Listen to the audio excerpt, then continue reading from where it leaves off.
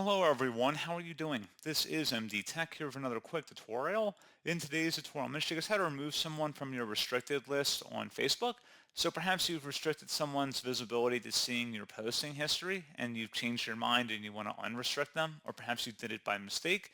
In today's tutorial, I'm going to show you guys how to revert that process. And without further ado, let's go ahead and jump straight into it. So all you have to do is select your user profile icon in the top right corner of Facebook, and then select Settings and Privacy. Select the Setting gear button right here, and then underneath Most Visited Pages, select the Blocking button in the center, and then where it says Restricted List at the top, when you add someone's profile to your restricted list, they won't see your posts on Facebook that you share only to friends. They may still see things that you set to public or on a mutual friend's profile and posts that their profile is tagged in. Facebook doesn't notify your friends when you add them to your restricted list.